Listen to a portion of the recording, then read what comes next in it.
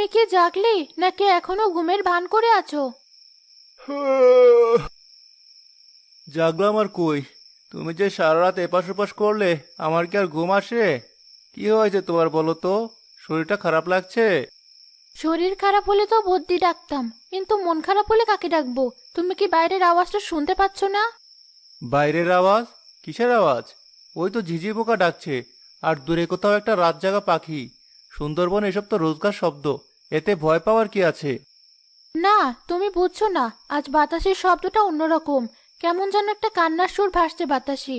আমার বুকের ভেতরটা কেমন মোচড় দিয়ে উঠছে। তুমি আজ যেও না, দোহাই তোমার, আজকের দিনটা ঘরে থাকো। আবারও সেই একই কথা।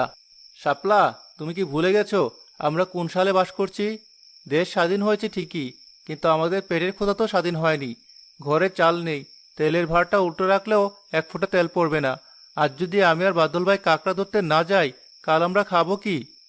না খেয়ে থাকবো, উপোস করব। তাও তুমি যেও না। কাল ঘাটে জল আনতে গিয়ে শুনে এলাম উত্তরের চরে নাকি নতুন বিপদ এসেছে। কালো পোশাক পরা একদল লোক, মানুষ না জানোয়ার কেউ জানে না, তারা নাকি গ্রামের পর গ্রাম ছারখার করে দিচ্ছে। ওসব মেয়ে মানুষের রটনা। ঘাটে বসে তোমরা পাঞ্চি বাও আর আজগবি গল্প বানাও। সুন্দরবনে বাঘ আছে, কুমির আছে, সাপ আছে। এদের সাথে লড়াই করে আমাদের পূর্বপুরুষরা বেঁচেছিল। আমরাও আছি। মানুষ হয়ে মানুষকে ভয় পাবো? আমার হাতে কি মাছ মারার টেটো নেই? জোর দিয়ে সব হয় না। বাঘের সাথে লড়াই করা যায়, কারণ বাঘের ধর্ম আছে। সে পেটে ক্ষুধা না থাকলে মানুষ মারে না। কিন্তু মানুষের রূপ ধরা ওই শয়তানদের কোনো ধর্ম নেই। শাপলা, থামো তো। তুমি বড্ড কুসংস্কার মানো। আমি ঠিক করেছি, আমি যাবই। মহাজন গতকালই বলে দিয়েছে, এই সপ্তাহে সুদের টাকা না দিলে নৌকার কাঠ খুলে নিয়ে যাবে। তখন তখন কি তুমি আমাকে খাওয়াতে পারবে, নাকি তোমার ওই ভয়ের গল্প আমাদের পেট ভরাবে? বেশ, তুমি যখন যাবেই তখন আর বাধা দেব না। কিন্তু একটা কথা মনে রেখো, আমি কিন্তু তোমাকে সাবধান করেছিলাম। যদি কোনো বিপদ আসে তখন কিন্তু আফসোস করার সময় পাবে না। কোনো বিপদ হবে না। আমি তার গভীর জঙ্গলে যাচ্ছি না। খালি মুখেই থাকবো। দুপুরের আগেই ফিরে আসবো। বাদল আমার সাথে আছে। ও খুব হুঁশিয়ার ছেলে। তুমি শুধু শুধু চিন্তা করো। যাও, আমার গামছাটা আর দুমোটো পান্তা ভাত বেঁধে দাও। দিচ্ছি, কিন্তু আমার মন বলছে আজ কিছু একটা ঘটবে। সৃষ্টিকর্তা তোমাকে হেফাজত করুন।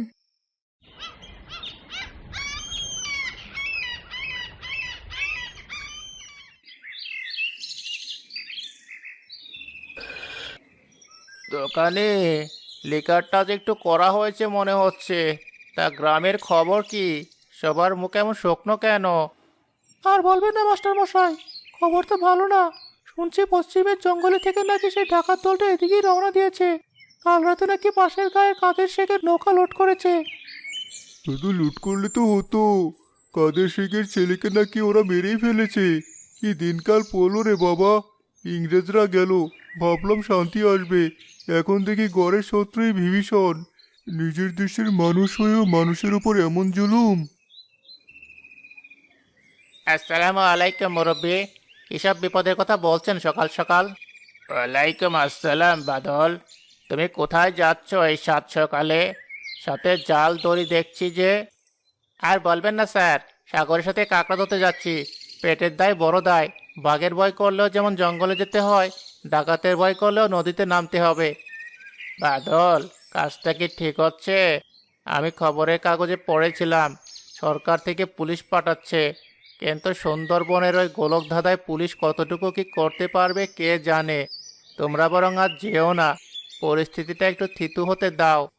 স্যার, পরিস্থিতি থিতু হতে হতে তো আমাদের নারী বুড়ি শুকিয়ে যাবে। সাগরের অবস্থা তো আরো খারাপ। ওর ঘরে বউ, ঋণের বোঝা।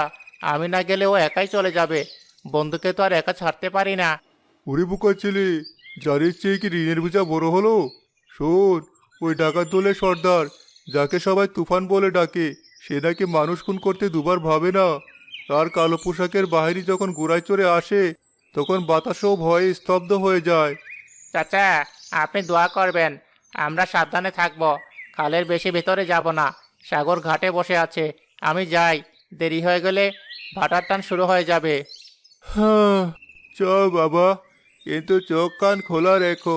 আর শোনো, যদি কোনো অস্বাভাবিক কিছু দেখো, সাথে সাথে ফিরে আসবে। লোভ করবে না। জি স্যার, মনে থাকবে। এবার তাহলে আসি।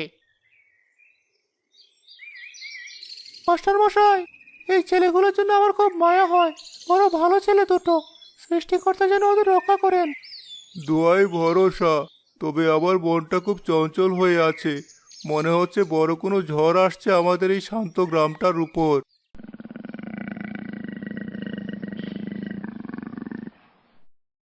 ওরে সিরাজ, খবর কি? ঘোড়াগুলো সব তৈরি তো? এই সর্দার, সব তৈরি, কিন্তু একটা সমস্যা হয়েছে। কাল রাতে যে মালগুলো লুট করেছিলাম তার ভাগ নিয়ে দলের ছেলেদের মধ্যে একটু কথা কাটাকাটি হচ্ছে। কথা কাটাকাটি? আমার দলে থেকে আমার হুকুমের বাইরে কথা বলার সাহস কার হলো? ওদের জানিয়ে দে আমি তুফান। আমি যখন গর্জে উঠি তখন সুন্দরবনের বাগল লেজ গুটিয়ে গর্তে পালায়। আর ওরা তো সামান্য সিসকে চোর। সবাইকে বল আজ রাতে বড় শিকার ধরবো, তখন সবার জুলি ভরে যাবে। জি সর্দার, বলে দেব। কিন্তু সর্দার, একটা কথা ছিল। কি কথা? তোতলাচ্ছিস কেন? যা বলার সোজা করে বল। শুনেছি পূবের ওই গ্রামটা, যার নাম শান্তিপুর, ওখানে নাকি পুলিশ টহল দিচ্ছে। আমরা কি আজ ওদিকে যাব? ঝুঁকি হয়ে যাবে না? ঝুঁকি?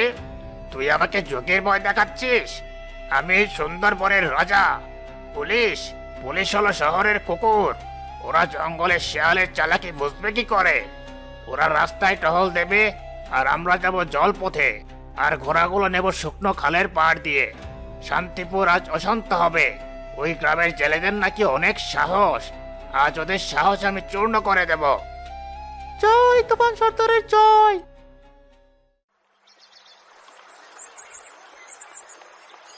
উফ, আজ মনে হয় কপালটা ভালো না বাদল।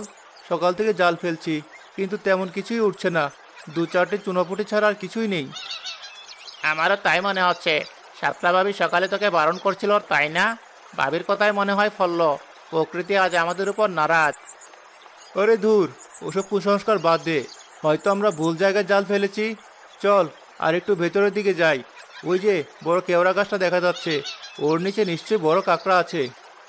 সাগর, না, ওদিকটা ভালো না। ওটা একদম গভীর জঙ্গল, আর ওখান থেকে তো ডাকাতদের আসার পথ। মাস্টার মশাই সাবধান করে দিয়েছিলেন। আমরা বরং ফিরে যাই। যা পেয়েছি তাতে সন্তুষ্ট থাক। তুই বড্ড ভীতু হয়ে গেছিস বাদল। মহাজনের মুখটা মনে কর। আজ যদি খালি হাতে ফিরি, তাহলে কাল সকালে মহাজন এসে আমার বাপের নাম তুলে গালি দেবে। আমি সেটা সহ্য করতে পারবো না। চল আরেকবার শেষ চেষ্টা করি। ঠিক আছে, তুই যখন বলছিস, কিন্তু আমার বুকটা খুব ধড়ফড় করছে। দেখ, গাছটা কেমন কালো হয়ে আসছে। মেঘ জমেছে। মেঘ জমুক, বৃষ্টি হলে মাছ আরো বেশি ওঠে। নে, বইটাটা জোরে ধর।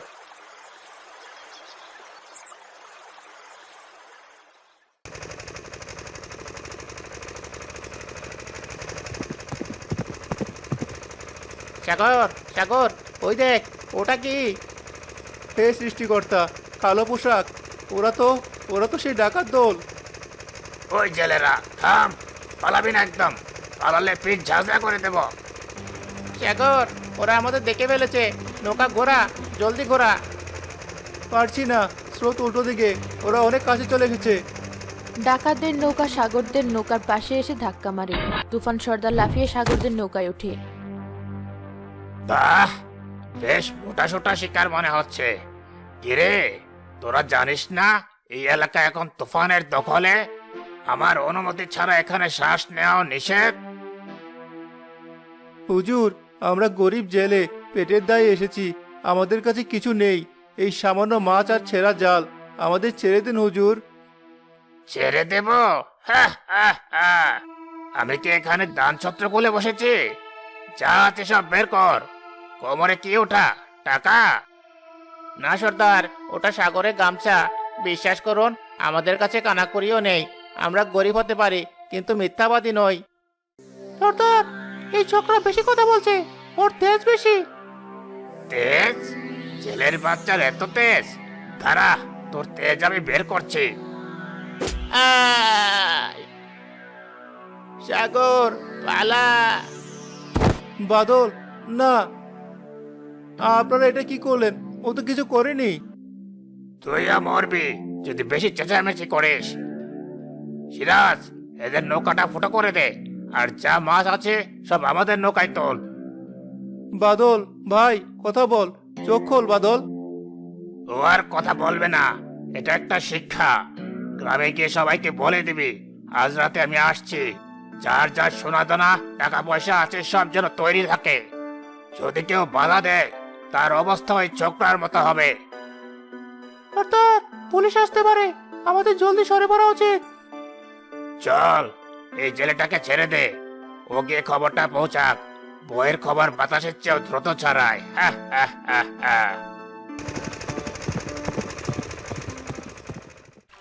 বাদল ভাই, আমাকে মাফ করে দে।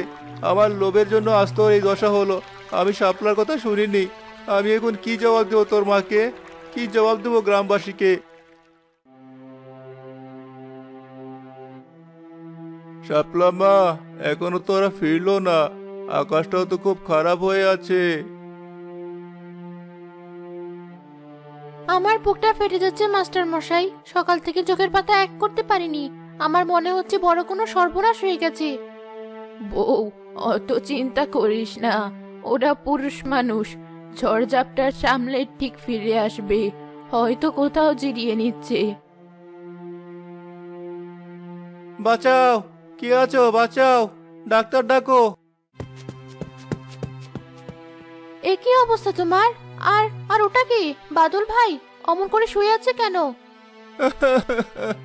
শাপলা, আমি শেষ হয়ে গেছি। ওরা বাদলকে মেরে ফেলেছে। ডাকাতরা বাদলকে মেরে ফেলেছে।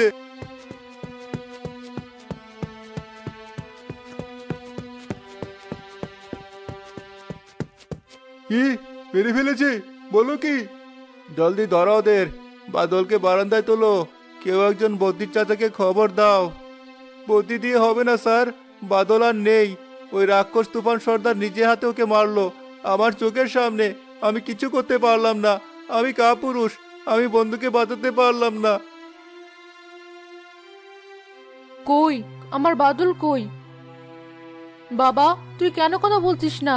সকালবেলা হাসতে হাসতে গেলি, এখন কেন চুপ করে আছিস? কে আছিস? আমার ছেলেকে ফিরিয়ে দে। পুরো গ্রামে শোকের ছায়া নেমে আসে। কান্নার রোলে আকাশ বাতাস ভারী হয়ে ওঠে। এটা আর সহ্য করা যায় না। আমাদের ঘরের ছেলেকে ওরা মেরে ফেললো। আমরা কি হাতে চুরি পরে বসে থাকবো? চাচা, ওরা বলে দিয়েছে আজ রাতে ওরা গ্রামে হামলা করবে। সবাইকে তৈরি থাকতে বলেছে। ওরা আমাদের সব শেষ করে দেবে। আমরা পালাবো। চলুন সবাই গ্রাম ছেড়ে পালাই, সুন্দরবনে অন্য পারে চলে যাই। লজ্জা করে না আপনাদের? একটা তরতাজা ছেলে লাশ হয়ে পড়ে আছে, আর আপনারা পালানোর কথা ভাবছেন? কিন্তু ভাবি, ওদের কাছে বন্দুক আছে, লাঠি আছে, আমরা কি করব? আমাদের কাছে কি নেই?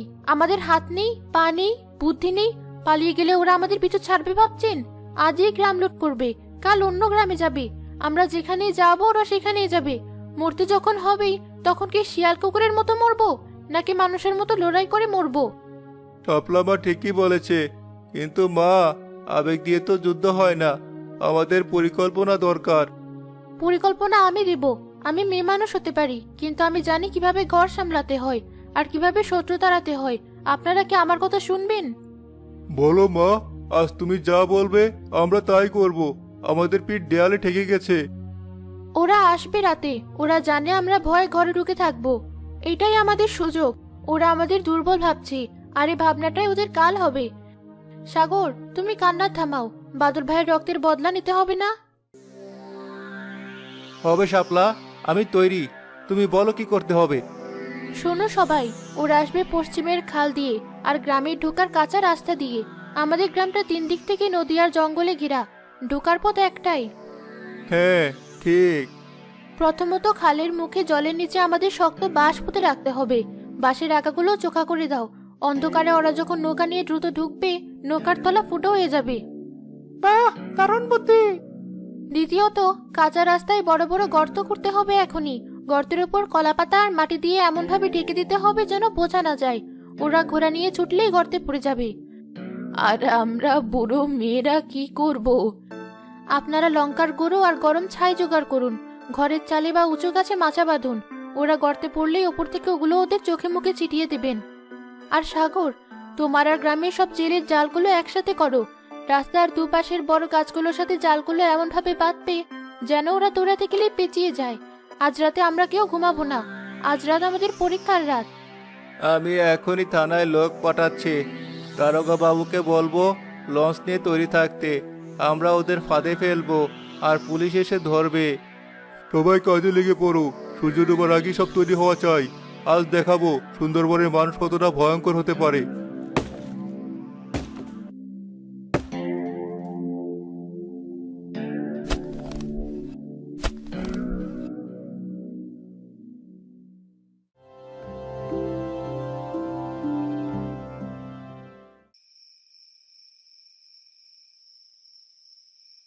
শাপলা, তুমি ঘরে যাও।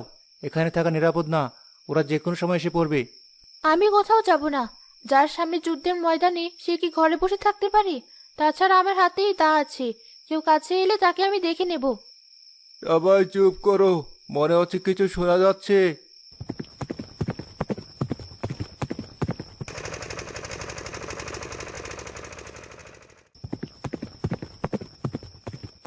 এই গ্রামটাই তো একদম চুপচাপ, মনে হচ্ছে মরা মানুষের গ্রাম। সর্দার, সামনে কি এগিয়ে যাব? যা, আক্রমণ কর, আগুন জ্বালিয়ে দে সব ঘরে, লুটে নে যা আছে। আর একটু কাছে আসো।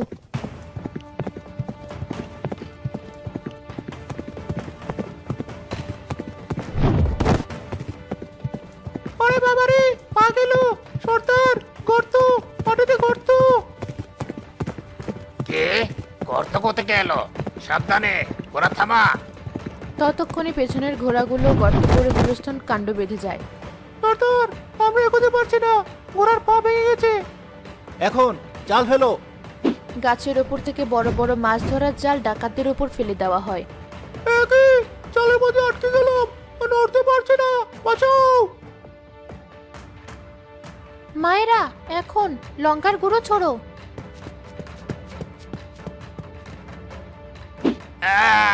আমার চোখ চোখ জ্বলে গেল। তোরা আমাদের সাথে চলনা করেছিস। সর্দার, পালিয়ে চলুন, নৌকায় ফিরে যাই, ডাঙ্গায় থাকা যাবে না। পিছু হট, সবাই নৌকায় ওঠ। ডাকাতরা কোনো মতে জাল ছিঁড়ে আর গর্ত এড়িয়ে খালের দিকে দৌড়ায়। জলদি নৌকায় ওঠো সবাই, টান দে। নৌকা ছাড়ার কিছুক্ষণ পরেই হুড়োহুড়ি শুরু হয়। সর্দার, নৌকার পানি উঠছে, তলা ফুটে হয়ে গেছে। কে বলছিস? তলা ফোটা হলো কি করে? পানির নিচে বাঁশ পোতা ছিল। সর্দার, আমরা ডুবছি, ওরা আমাদের পানিতে মারার ব্যবস্থা করেছে।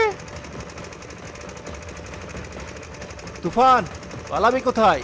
সুন্দরবন তোকে ছাড়বে না, আজ তো শেষ দিন। হঠাৎ নদীর দিক থেকে লাইটের তীব্র আলো এসে পড়ে ডাকাতদের উপর। পুলিশের লঞ্চের সাইরেন বেজে ওঠে। তুফান সর্দার, হাত তোলো। তোমরা পুলিশ এবং জনগণের দ্বারা চারদিক থেকে ঘেরাও হয়ে আছো। পালানোর চেষ্টা করলে গুলি করতে বাধ্য হব। পুলিশ? এত রাতে পুলিশ এলো কি করে? আমার সব শেষ। গুলি করবেন না, আমরা আত্মসমর্পণ করছি, আমাদের বাঁচান, আমরা ডুবছি। অস্ত্রগুলো পানিতে ফেলে হাত উঁচু করে সাঁতরে পারে এসো, জলদি। ডাকাতরা অস্ত্র ফেলে দেয় এবং একে একে পাড়ে উঠে আসে। পুলিশ তাদের হ্যান্ডকাফ পরায়।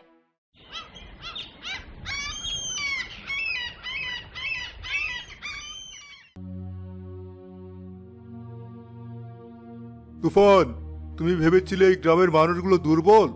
তুমি জানো না, যে জাতি বাঘের সাথে লড়াই করে বাঁচে তাদের ভয় দেখানো অত সহজ নয়।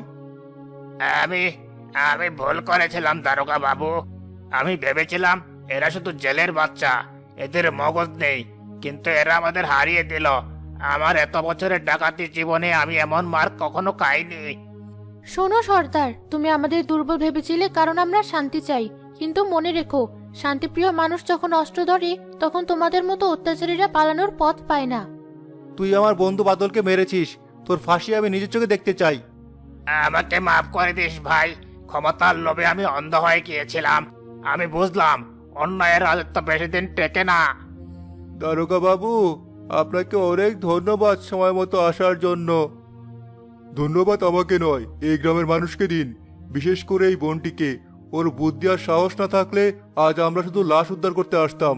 আপনারা প্রমাণ করলেন 10 মিলে করি কাজ, হারি জিতে নাহিলাজ, আর আপনারা তো জিতেই গেলেন। আজ থেকে আমাদের গ্রামে আর কোনো ভয় নেই, আমরা সবাই মিলে পাহারার ব্যবস্থা করব।